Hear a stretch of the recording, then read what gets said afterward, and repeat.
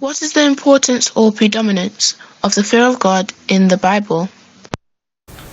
The fear of the Lord is very, very important in the revelation of the scripture. When you read through the scripture from the Old Testament to the New Testament, you will notice that you come across this concept of the fear of the Lord over and over and over again. In fact, you will come across this concept of the fear of the Lord in every single book of the Bible, either as a concept that is illustrated in one story or the other, or in the teaching of the various the human author of the Bible. For example, somebody has counted and said that the fear of the Lord is actually used about 278 times in the whole Bible. I'm talking about when the word is used, the fear of the Lord, that is being used about 278 times in the whole Bible. 235 times of that was used in the Old Testament, and 43 times it was used in the New Testament. So 43 times in the New Testament.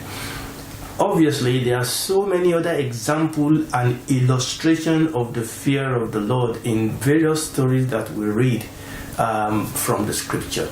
Praise the Lord. Now, it is also a known fact that among the rabbi, that fear is one of the common name, and this is one of the things that was new to me as I studied this scripture, that actually fear is one of the name of God among the rabbi. Fear. And I'm going to be able to support that as we go on, as we study the fear of the Lord in the Old and in the New Testament. So in answering your question, the concept and the topic and the revelation of God, or the revelation of the fear of the Lord, is so prominent in both the Old Testament and the New Testament. Oftentimes when you start talking about the fear of God, people often say that, the fear of God is a concept in the Old Testament, but not in the New Testament. I believe that as we look into the scripture, like I said, 43 times this concept was actually used in the New Testament. And some people will say, well, if it is before the cross, if it is before Pentecost, no. I will show you from the scripture that actually even after the cross, even after Pentecost, in the writing of Paul, the apostle, the concept of the fear of the Lord was very, very important. Now, what I'm going to do in answering this question further is to look at some example. Now, we cannot possibly read through all the 278 times that this word was used in the scripture. But what I will do by the grace of God in answering this question is to just look at some sample of the scripture in the Old Testament as a sample of the scripture in the New Testament that underline the importance and the prominence of this concept of the fear of the Lord. But first, somebody said, I showed all some of this book in previous answer, in previous program. John Murray, I said this book, actually this gentleman is a book on ethics, but he has a chapter in this book, and in that chapter he talks about the fear of the Lord. And it's interesting that when the way he opened up this chapter, and let me read it for us. This is a chapter on the fear of the Lord, and this is the way he opened the chapter. He said, the fear of God is the soul of godliness. He said, the fear of God is the soul of godliness. And I quite agree with him that when you read through the scripture, that indeed the testimony of the scripture is that the fear of God is the very soul of godliness. In other words, without the fear of the Lord, there is no godliness. You cannot live in godliness. You cannot live in holiness without walking in the fear of the Lord. And I believe that as we'll look through some of these examples in the Old and in the New Testament, is going to confirm that sentence, that the fear of God is the soul of godliness. Take the fear of God out, and there is no godliness. Take the fear of God out, then godliness will only be, Pharisaism, like a Pharisees. It will only be an act. It will only be legalism. And so the fear of the Lord is really, really important. When there is no fear of the Lord, when people want to walk in godliness, it becomes an act that people put on, like the Pharisees. It becomes a legalistic thing. But the very heart, the very life of godliness is the fear of the Lord. So let's look at some example in the Old Testament first of the importance and the pervasiveness and the prominence of the fear of the Lord in the Bible. Now, I'm going to first of all read from Genesis. Remember, I'm just taking an example. There's something in Genesis chapter 31 that I think is important. This was talking about Jacob. You remember when Jacob ran away from his uncle Laban, and Laban chased after him, caught him up. Now, Jacob in talking says something. He was talking to Laban. He said, this is Genesis chapter 31 verse 42. He said, except the God of my father. Now listen, this is Jacob talking. He said, except the God of my father, the God of Abraham, and the fear of Isaac has been with me, surely thou hast sent me away now empty. But God has seen my affliction and the labor of my hand, and has rebuked thee yesternight. Now, I don't know whether you noticed that. Normally we talk about the God of Abraham, the God of Isaac, the God of Jacob. Now, this is Jacob talking. Then he said, except the God of my father, the God of Abraham, but rather than saying the God of Isaac, he called God the fear of Isaac. Remember what I said, that fear is one of the names that God is called among the rabbis. Here, Jacob called God the fear of his father. In other words, and this is very important, number one, he's using fear as a synonym for the name of God. Number two, he's saying, listen, when I look at my dad, and I think this is very important, he said, when I look at my dad, and when I look at the way that my dad worshiped God, when I look at my dad's, let's call it religion, when I look at my dad's, way of interacting, of working with God, of obeying God, he said, I see that my father feared God. In other words, at the center of Isaac's walk with God was this concept of fear. So much prominent was this in Isaac's relationship with God that Jacob came to call the God of his father, the God of Isaac. He came to call that God the fear of Isaac. In other words, Isaac walked in the fear of the Lord.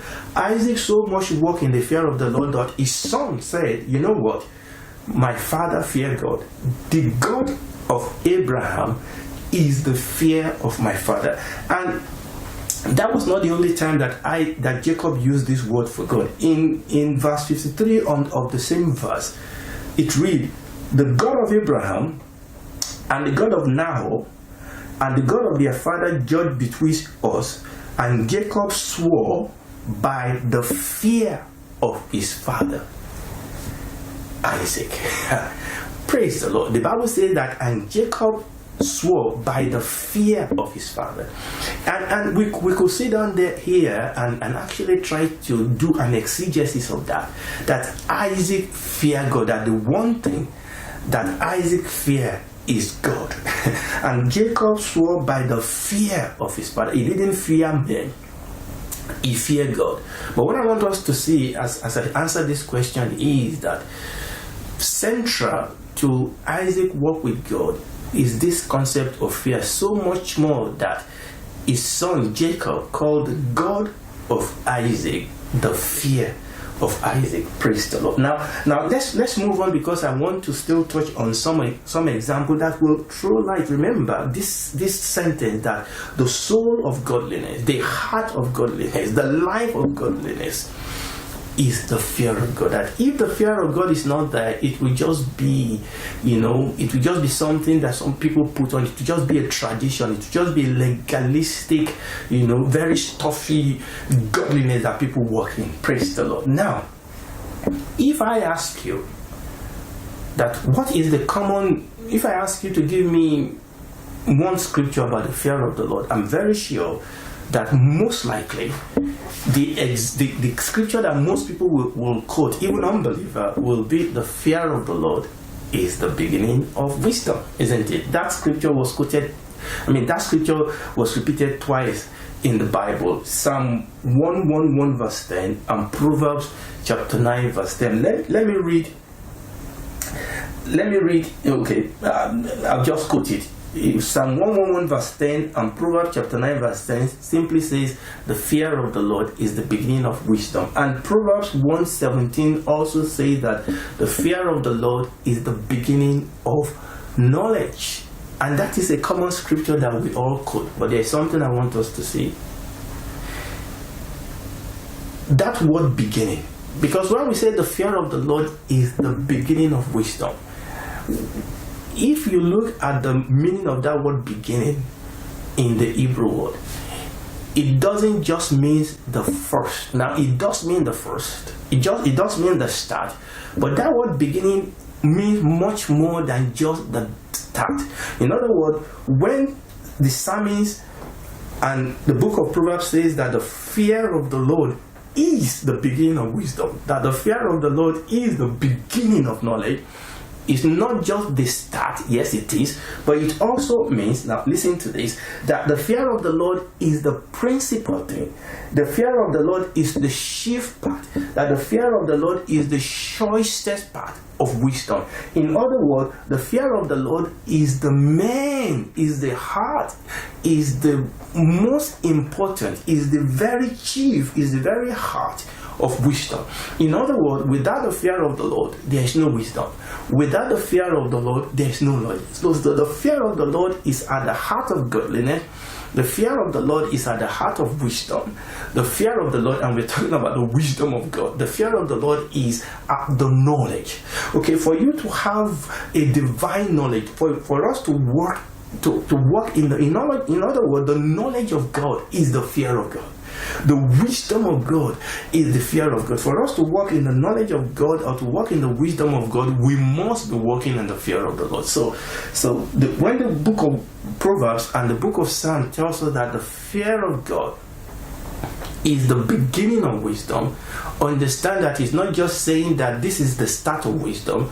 What it's saying is that the fear of the Lord is at the very heart of wisdom of God. The fear of the Lord is at the very heart of knowledge. That if you don't have the fear of the Lord, your wisdom is not the wisdom of God. Your knowledge is not the knowledge of God. Praise the Lord. Hallelujah. Now let's move on. I still want to establish the very importance and prominence of the fear of the Lord in the scripture. Moses, in the book of Deuteronomy chapter 10 verse 12, when he was speaking to the children of Israel, recounting the things that the Lord has done for them, Moses said this in Deuteronomy chapter 10 verse 12. Moses said, "And now Israel, what doth the Lord thy God require of thee but to fear the Lord thy God, to walk in his ways, to love him, to serve the Lord thy God with all thy heart and with all thy soul." Remember that the first thing he said, when he was saying, what does God require? He said, this is what God requires, O Israel. But what does the Lord thy God require of thee but to fear the Lord thy God? To fear the Lord thy God. This is at the heart. And if we fear the Lord, if we fear God, then we will be able to walk in his ways. We will be able to love him. We'll be able to serve him.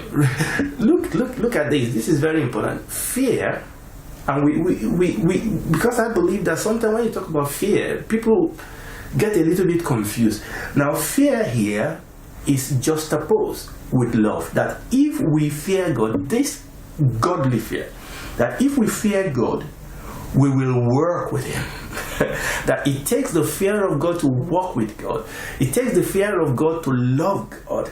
It takes the fear of God to serve God. Maybe the reason why we are not working and loving and serving God as we should is because we don't fear him. I know I've alluded to this as I was answering previous question, is that at the heart of the fear of the Lord obviously is the knowledge of God. Okay? But we'll come to that.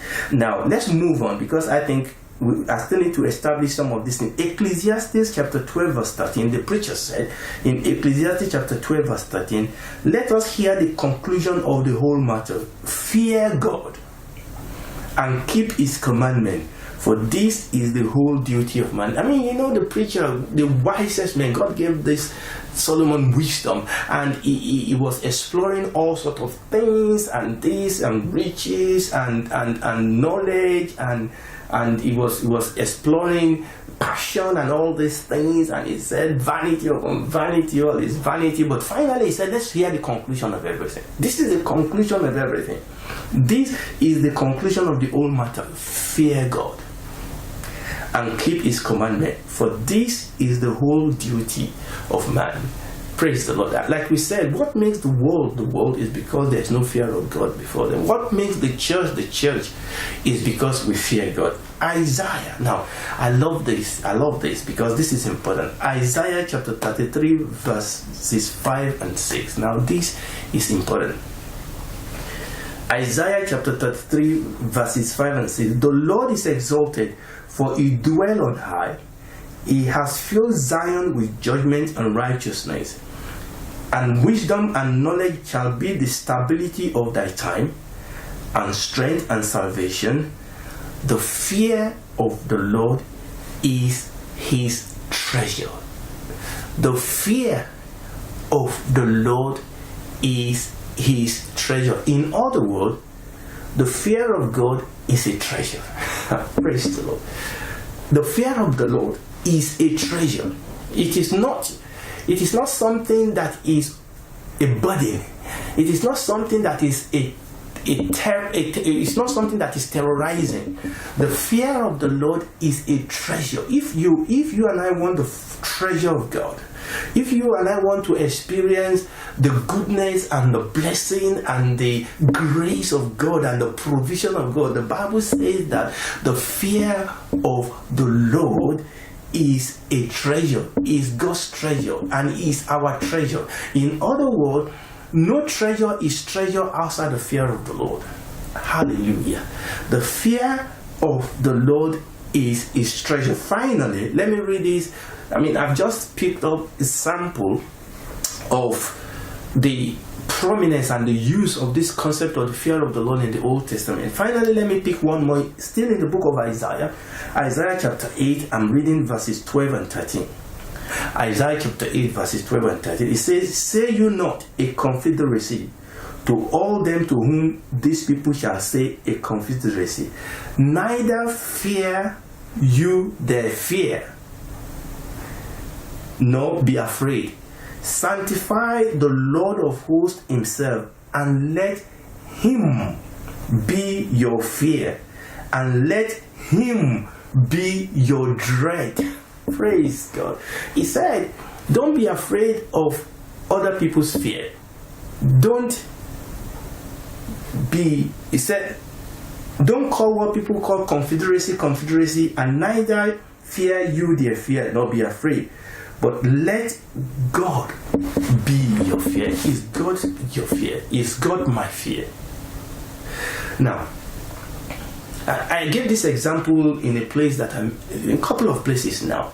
That, listen, if we don't fear God, we will fear man. In fact, the reason why we are afraid of men, the reason why we are afraid of all the things is because we don't fear God. When we fear God as we should fear him, it will cure us of the fear of man. It will cure us of the dread of man.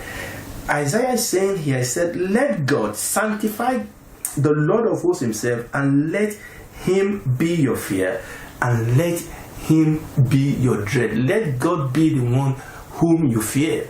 Let God be the one whom you dread, because if we know God like we should know him, we will fear him. If we know God like we will know him, God is dreadful. God is terrible. Now, we will clear that up as we go on. But this verse is saying that let God be your fear. Now, let me give you this example.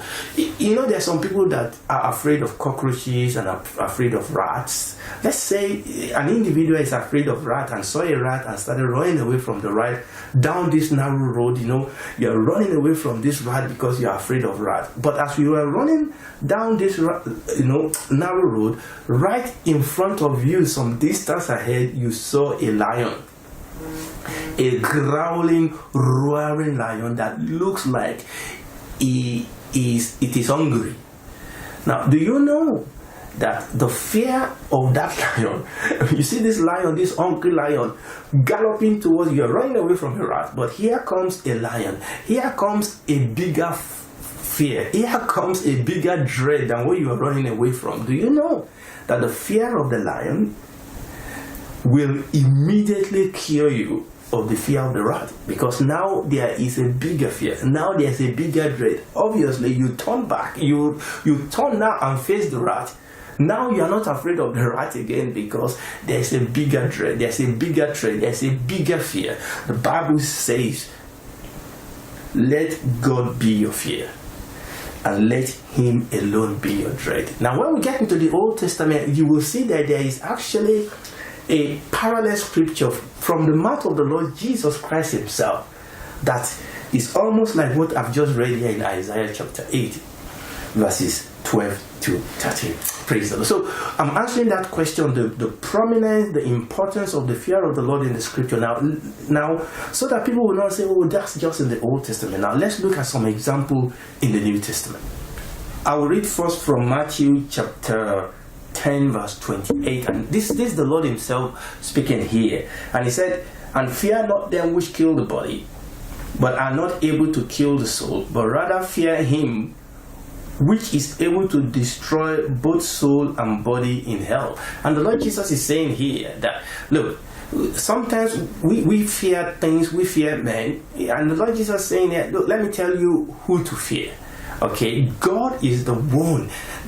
God should be our fear. Yes, men can kill the body, but they cannot kill the soul. But there is one who can kill both the soul and the body, who can destroy both the soul and the body in hell. And He is the one whom we should fear. And this fear of God actually delivers us, break the stronghold of the fear of men from our life. Now, I'm just going to pick a couple of other portions from the New Testament just to underscore. Remember what we said, that 43 times in the New Testament, the fear of the Lord is used. And in addition to that, we also have example and illustration of men and women that walk in the fear of the Lord. Luke chapter 23, verses 39 and 40. Luke chapter 23, this was the story of the Lord Jesus Christ on the cross, and you remember 2 thieves were crucified beside Him, and one of the malefactors which were hanged railed on Him, saying, if thou be the Christ, save yourself and us. But the other one answering rebuked the other thief, saying, dost not thou fear God, saying thou art in the same condemnation, even the thief on the cross. Now, there's something about this thief. You remember, he was the one that turned to the Lord Jesus Christ and said, remember me, you know, when you get to the throne of your Father. And the Lord Jesus said, today you will be with me in paradise. What was it? What was the revelation that this thief got on the cross? It was the revelation of the fear of God. He was talking to the other thief and said, don't you fear God? Okay, somehow, I don't know how God did it. Somehow God revealed Himself to this thief in all this that was going on, and he came to a knowledge of God that brought the fear of God to his heart, such that he turned to the Lord Jesus, and on that cross he was saved. Now let's move on quickly. Now, concerning the church in the book of Acts, chapter 9, verse 23, Acts chapter 9, verse 23, the Bible says that then had the churches rest throughout all Judea. This was after the salvation of Saul, who later became Paul. He was persecuting the church. Now, let's read Acts chapter 9, verse 31. Then had the churches rest throughout all Judea and Galilee and Samaria, and were edified. Now, listen. And walking in the fear of the Lord and in the comfort of the Holy Ghost, and they were multiplied. The Bible says that the early church, the first church, they work in the fear of the Lord. And see again how that is juxtaposed with the comfort of the Holy Ghost. And the Bible says that they were multiplied. The church walked in the fear of God, and they were multiplied. Maybe the secret to growing church is not in all this method that we are being taught. Now, there's nothing wrong in method. Maybe the secret of church growth is the church walking in the fear of the Lord. That when we walk in the fear of the Lord, we will see the manifestation of the Holy Spirit that will draw in the soul into the kingdom of God. The Bible says that the early church, they walk in the fear of the Lord, in the comfort of the Holy Ghost, and the church grew, the church multiplied.